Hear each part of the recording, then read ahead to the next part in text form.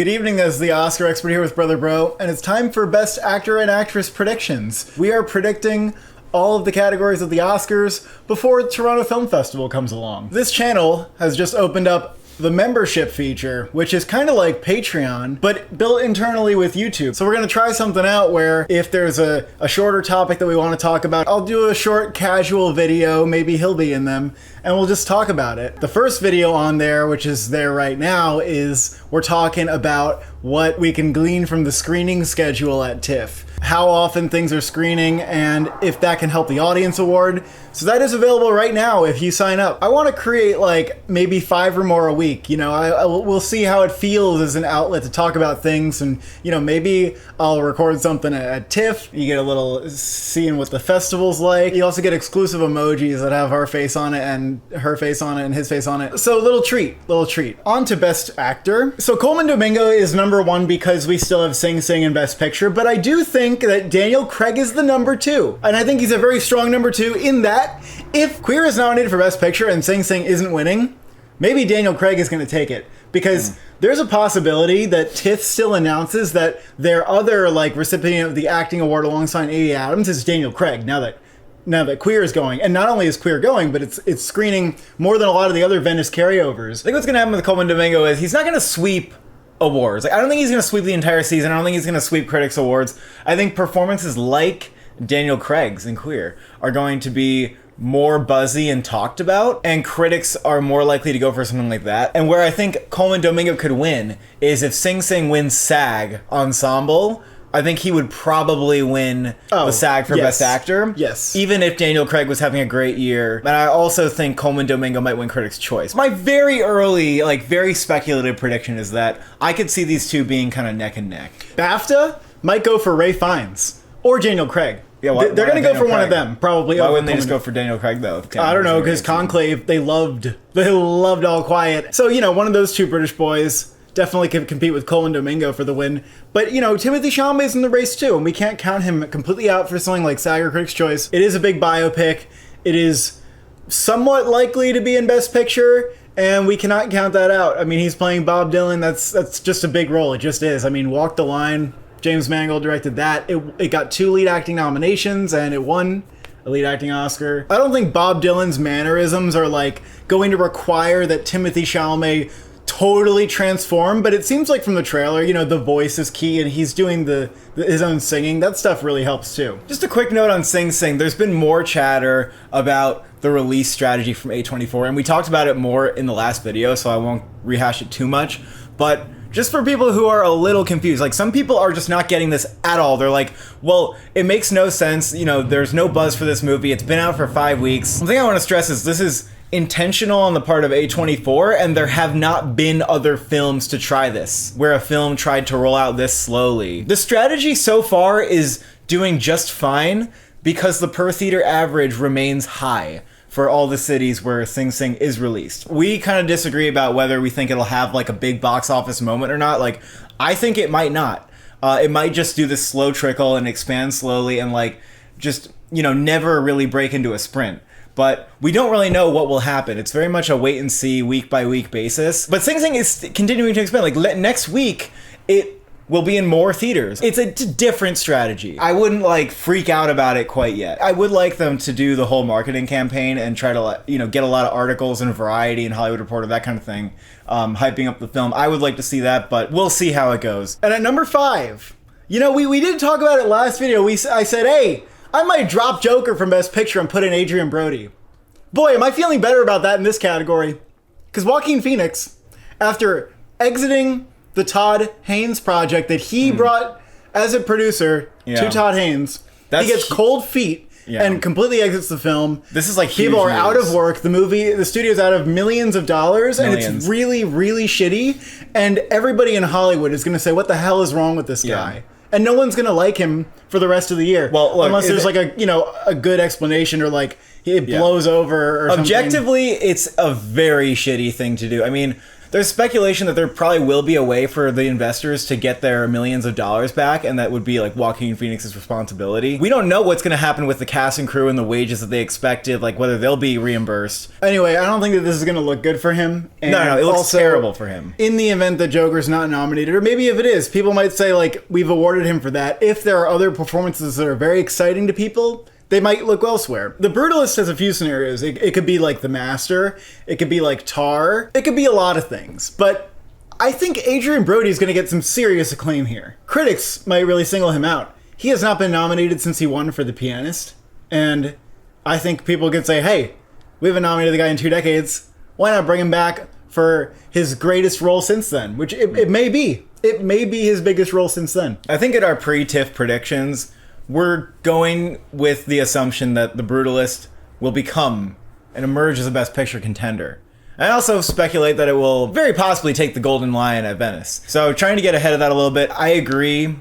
I put Adrian Brody in when I heard about the Joaquin Phoenix thing. It just is like the little piece I needed to tip me over the edge into that direction. For Joaquin Phoenix, you really expect an industry to vote for you when you like screwed over a bunch of people in the industry. And they say like Hollywood's a small town. Like I'm sure people know people who are working on that film. Now, Sebastian Stan for The Apprentice, still a possibility. We don't know if it's coming out. If you knew it was coming out this year, would you put him in? Because I would need to know a little more details about the release date. But it's very much possible. I might put him in over Adrian Brody if I knew he was. If that was. Well, I mean, it's tough though, because if The Brutalist happens, then Anyway, like that movie has to come out before the election, by the way, for me. They're still trying really hard. I think they're trying really hard, but also there was some major publication made like a passing comment that The Apprentice was scheduled for like October or something. I don't think there's anything to support that. So I would not run with it. I would not take it as evidence like some people have that the film is indeed coming out. I think that was just like a miss. Well, because it's coming out that day in Europe, right? It has that release date in other countries. And it's being still blocked by one of the producers. It's still blocked in the United States. There hasn't been any movement so far. Yeah. I am under the assumption that The Apprentice is not going to come out this year. Other than that, Paul Mescal, Gladiator 2, that's still a maybe even if it does get picture. I think he looks very good in it. I think people will be impressed once again. And Paul Mescal is an actor that I see as going above and beyond in many ways. But roles even if people really like him in it, I just don't see it getting nominated. Yeah, it could be like Timothée Chalamet in Dune. Yeah, it's exactly like that, Now, what about John David Washington, Piano Lesson? Piano Lesson is going to have, a big presence at TIFF probably. But I think that he's going to be a little overshadowed by maybe Daniel Deadwyler and Samuel L. Jackson. And I mean, if that movie's in picture, maybe he can get in, but it's not going to get 3 acting nominations if it's not in picture, right? Now, what do you think about Gabriel LaBelle for Saturday Night? Because Saturday Night looks like one of the biggest films at TIFF if you look at the schedule, and has a very good shot of placing for the Audience Award. I think is maybe close to a lock as long as it doesn't suck to place or win the Audience Award. The best strategy Saturday Night Live has is to try to win the People's Choice Award at TIFF. I think Saturday Night will either win TIFF or it'll be a runner-up or the second runner-up. But if it was in Best Picture and it was really big, let's say it even wins TIFF Audience. What do you think about Gabriel LaBelle playing Lorne Michaels? If it wins TIFF Audience, I still don't think he would get nominated. Yeah, I don't think so either, but he looks good.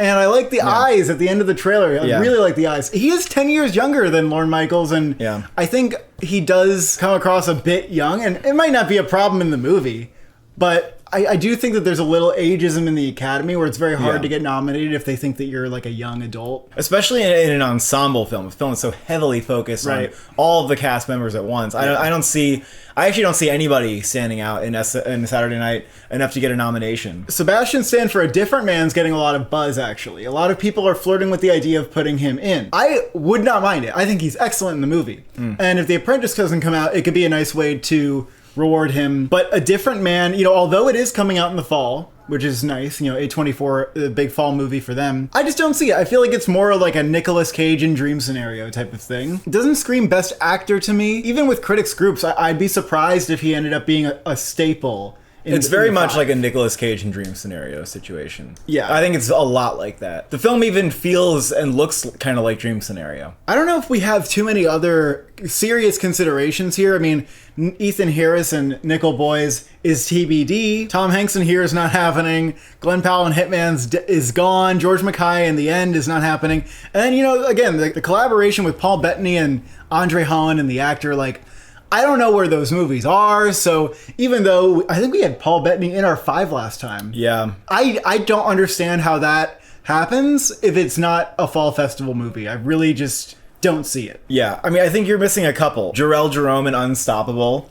Yeah. If that film is a breakout at TIFF, like, he could get in, but it's probably not. It's probably going to be a little too slow. What about Orlando Bloom for The Cut? Yeah, it's That's like a big comeback role. It's a big comeback role. But I don't know if people ever cared or took Orlando Bloom's career that seriously. Yeah, but people like it when you come back and then now they can take you seriously. Well, we'll see. Robbie Williams for Better Man, like maybe a BAFTA nomination for him. Maybe. I suppose I would say that's a maybe. That's a maybe. Harris Dickinson for Baby Girl. That's actually something we could consider. I could put him a little bit higher in the serious contenders, but I think don't know even about if he was fantastic in it, it would be like May, December, where you could get some nominations with critics, but it wouldn't translate to the Oscars. Someone in Baby Girl could get nominated for a Golden Globe, right? Because they have 6 slots in drama and they have 6 slots in comedy. The Golden Globes could nominate Nicole Kidman in Baby Girl. Maybe they'll nominate Harris Dickinson too. All right, let's go to Best Actress. Amy Adams for Night Bitch. Are you okay with that at number 1? Because I still think that there's an okay case for it being a Eyes of Tammy Faye situation. I think there's a case for that for sure. What if people see it and they're like, oh, it's a good performance from her, but it's not her best? Does that win you an Oscar? It's like Leonardo DiCaprio won an Oscar for a performance that wasn't his best, but he was in a Best Picture movie. Let me restate. It doesn't matter if it's her best. It matters if it's her most. Is it the most performance she's ever done? Because Jessica Chastain, Tammy Faye, most people don't think that Tammy Faye is her best performance, but right. It's her most performance. I understand. So if Amy Adams arguably the Revenant was Leonardo DiCaprio's most performance. Oh, that was his most performance. If Amy Adams was like spitting and going insane and rolling on the floor in Night Bitch, then I would be like, oh my god, she's winning an Oscar. But I don't know if she's going to do that in Night Bitch. You know who might really be more... Speaking of best performances, I'm expecting people to say that about Angelina Jolie for Maria. Yeah. I think that people very well may say that about her, and she is doing the full package. Yeah, but we're not predicting Maria for Best Picture, so if you're between Angelina Jolie and Amy Adams, and they're both not in Best Picture, you know who you go with? The one who hasn't won before? Yeah. I know. The one whose narrative, they're trying really hard to shape her narrative so she wins an Oscar this year. Oh, I agree. I can see it. I think Mikey Madison could win if Honora wins Best Picture, which is not a 0% chance in my opinion. But that's really only if Honora wins Best Picture. And even then, like, this is her breakout. You usually don't win off the breakout. Right now, I'm kind of thinking like that I just might not have Lady Gaga. Number 1, we have rumors that she may be supporting. Yeah. And number 2, I'm not so confident about Joker. And I just feel like these other 2 that I have in here are more solid and more supported. Carla Sofia Gascon is possibly a lock. She's pretty much a lock unless something horrible happens to the movie. Like, unless it somehow tanks, which it's not going to. It's not going to tank because that movie is going to place at TIFF. That movie has 7 Let screenings. me tell you something. Every other film that's going from Cannes to TIFF is saying, yeah, we'll screen it 3 times. We'll just get it out there, but we don't need to overexpose it. Amelia Perez is saying, no, we need to place the audience award. Yep. Amelia Perez is almost guaranteeing, unless the response is not as enthusiastic as they're hoping, that Amelia Perez wants to win the audience award at TIFF. Yes, it does. And like they're happy to place too, of course, but like that's what it wants to do. And it made it very clear when you look at the schedules, like you're saying, you compare it to other Cannes films, you compare it to Honora, which is like the buzziest film out of Cannes. Honora's like, we don't really need to do that much at TIFF. Like, we'll be there a little bit, but we're not going to try to win any awards. Like, Honora, after looking at the screenings, it's not going to place unless they update it. But right now, I don't think there's enough screenings to win. I want to ask you if you think that Gascon could pull an Olivia Colman and win Best Actress. Oh. Because don't you think that if Amelia Perez does solidify itself as like a top 5, maybe, there's a world where that happens. Netflix is obviously trying hard. Like SAG gives her the award and then she goes on to get the Oscar. I'll give you that it's a maybe. I'll give you that I would see her winning before I could see Mikey Madison winning. Amelia Perez would have to have so much status. Yeah. That would be like you're about to win Best Picture, possibly. Yeah. And I don't think Amelia Perez is going to be that big. And now number 5, Julianne Moore for The Room Next Door. Julianne Moore for The Room Next Door. This movie is going to all the festivals. And now it's pretty sure that Julianne Moore is the lead, and the poster is the best evidence for it because her name's before Tilda Swinton. Lead nomination for an Almodovar film. It's Julianne Moore, and it's in English. You put it together, it's not that hard. The last 2 Almodovar films got a lead acting nomination. I mean, I would say the argument against it is that, yes, the last 2 Almodovar films got lead acting nominations, but they weren't locks everywhere. So they kind of like just barely got into the Academy Awards. That's fine. At least It they got still in. works. Yeah. They still got like in. I said, I couldn't argue against it. I have her in my top 5. We have the same top 5. I think you have Gascon over Mikey Madison. Yeah, that's actually true. That's actually a good point. I agree with you that Lady Gaga is iffy because Joker has always been a wild card, no pun intended. Yes, there are rumors that okay, maybe she's more supporting or like she could go either way. I think that's probably what's happening is the studio is deciding where they're going to put her. And the trailers to me tell me that it's not the Lady Gaga show. Like it's Joker and Lady Gaga's coming along for Probably the ride. steals the show. I'm sure there's a couple of moments where she steals the show, but the trailers say to me that it's Joker and Lady Gaga is there and it's fun that she's there. But like I don't think it's a repeat of like Joker 1 where I was saying earlier in the year maybe she could win because she'll have the same moment that Joaquin Phoenix had for Joker 1. I don't think it's going to be as big. I also am not sold on Saoirse Ronan for Blitz. We did hear one reaction that makes us think that maybe you can just keep everybody out of acting categories, like maybe. I don't know if anybody's going to be doing like the best work they've done, and Saoirse Ronan is playing the mother of the main character who's a little boy. And so she's going to be borderline supporting the way Michelle Williams was for The Fabelmans, and of course, Michelle Williams secured that nomination with only, a major SAG bump along the way, really, and BAFTA. I think that critics are going to say the Outrun is the bigger deal for her, and that like it's a little bit different, Very or a possible. little bit more bold maybe. Maybe Saoirse Ronan goes supporting because there are some people who are trying to predict her in supporting, and they're predicting a win. Now this is a little bit giving. It's a little bit giving when y'all tried to say that like Margot Robbie, oh, this is so perfect, she's going to go supporting for Babylon, and then she's going to clutch the Oscar. They also said it with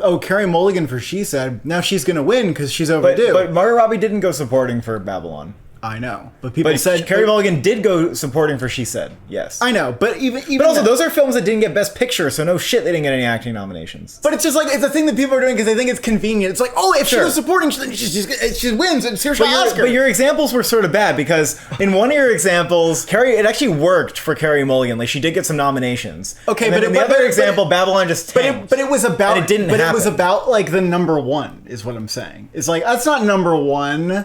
No. Okay, yeah. All right, I agree that I object to the number one part. I think if Saoirse Ronan goes supporting for Blitz, she's a strong possibility for a nomination. Like, there's no doubt about that. But I don't think she'll get nominated in lead. I just don't really feel it. I think, actually, it might make the most sense to just go ahead and be like, Blitz is not going to have any acting prospects. They're going to realize that Saoirse Ronan doesn't have a chance in lead. Well, then they're going to throw her into supporting. Maybe, yeah. Maybe we should start predicting her in supporting. You know what Blitz might be? Nightmare Alley. I hate to say it. Yeah. You can't get any acting nominations? You might be Nightmare Alley. Well, if she's supporting, does that make her like pretty in? Because she's probably going to be pretty good. If she's supporting and Blitz gets Best Picture, then she is pretty in. But yeah. I wonder if Blitz could be on the cusp of getting Best Picture. I sometimes wonder if Blitz is even going to get director. Because Nightmare Alley, that was like a very well made movie. Like the camera work, the cinematography was fantastic. Guillermo del Toro wasn't in contention for Best Director for that. Well, that movie was really close to not getting Best Picture. I have in the last week, I have had Blitz at number 1 for director and number 6. Okay, it's getting bad for me. Like I'm really starting to like doubt Blitz a little bit. Acting prospects drop, and you're gonna still hold on to director. Well, maybe acting prospects don't drop because she's in supporting. Okay, right? She might get one support. We don't know. That's weak. It's weak sauce. You think Felicity Jones for The Brutalist would be supporting? Because I'm thinking supporting. Probably, because she's like it's like a men movie. Like it's about men. Ryan Destiny for The Fire Inside. On the off chance that film really just is the TIFF breakout, then she's maybe. Robin Wright for Here. I mean, I'm not feeling Here that hard right now. I'm not really. No, Nicole Kidman is the next in line. You forgot to add her. Nicole Kidman? For Baby Girl. Yeah, maybe. She's Nicole Kidman. The last movie she was nominated for didn't get Best Picture. So Nicole Kidman is she was playing Lucille Ball. Bitch. Yeah, but look, she's not going to get nominated for Baby Girl, probably. Now, what about Pamela Anderson in The Last Showgirl? This is her big, serious, I'm a real actress performance that's coming to TIFF. Yeah, I mean, we see people try this all the time. I don't think it usually doesn't work. I don't think it's going to work. What about Tilda Swinton in The End? That's going to be interesting, but I think Tilda Swinton, she's been really good in a lot of things and hasn't gotten nominations for them. She will be singing in it. She'll probably be second lead to George Mackay. Also, Marianne Jean-Baptiste for Hard Truths Hard Truths doesn't have great buzz, so I can't put her in I wouldn't without put her that buzz. in. Where would you put Saoirse Ronan for the Outrun? That's what I'm thinking. We gotta be honest to God about it. I think she'll get some critics nominations too, and she might even get Critics' Choice. I still didn't come away from the Outrun thinking that's a Best Actress lock. If the hype is gathered around her other movie, that's probably more likely. I still think the Outrun is not. It's not going to be what people think it is. Who are like saying she's getting nominated. I don't think she's going to get nominated for it. Like I just don't. I also felt that way about Bill Nye in. That was a lack of competition. I got Cynthia Erivo for Wicked a little lower. I think she'll be the standout of the movie. She'll get a Golden Globe nomination. Excuse me? I think she's on the list. On the list? Are you a little dumb in the head? She's not even lead. Oh, she'll be Grande is I don't lead. care. They'll campaign her lead. For playing a green witch? It's a really big Broadway role that has like a massive song in it. Massive cry song. And she got nominated for Harriet. She's an Oscar nominee. It's literally a You didn't see what she's non-possibility. doing? No, you didn't watch what's she the doing? trailer? What's she doing? She's not like, I'm a witch. She's like, I'm a witch and I'm here to stop the Oh, bad so guy. she's not even doing. No, she a actually lot. looks like she's gonna be good. Good, It's I'm like not an trying to- emotional. it's It's an not- emotional role. Oh. You don't know that? No. Idina Menzel won Best Actress for the role on Broadway. It's not insane. It's like saying that person was going to get nominated for playing Cinderella. No, it is not. It's kind of No, like it is not. And it's also not a Disney movie. It feels like one. I understand. Feels like I'm a just Disney movie to saying me. she's on the list, okay? And that when the movie comes out, you're going to have to put her on the list too. Somewhere. I'm going to have to? You mean when it comes out and She'll people have a are little like, buzz. it's okay. No, she'll have a little buzz. Really? A little bit. Yeah, you're right. People will probably think the movie's okay. If they like it and they give it a 7 out of 10 and they say, yeah, Cynthia Erivo, she's really good in it. That's Oscar buzz to you? They would say That's more what's than gonna that. happen They would to say me. Cynthia Erivo absolutely kills that one solo song that people are obsessed with. Defying Gravity. Emma Watson for Beauty and the Beast. I'm not. That's not what I'm doing. And I would never say such a thing, and I never have. I guess it's not like an animated remake, but I just feel like it's that. You can That's think fine. that. Wicked It's- will be it's probably not quite better that. than an animated film remake. Fuck it, you should put Demi Moore above her. I don't even care. All right, I'll put Demi Moore above her. All right. Demi Moore in the substance, it's not gonna happen, but you'll want it to happen, and it'd be cool. I don't think it's And gonna so what about Zendaya and Challengers? Is there a shot? No. Okay. I just don't think That's fine. No, I don't think Challengers. All right, those are lead acting predictions. You can stay tuned for supporting actor and actress and all the other categories. We're going to get them all done before we go to TIFF. Thank you for watching. Thank you for subscribing. Can you defy gravity?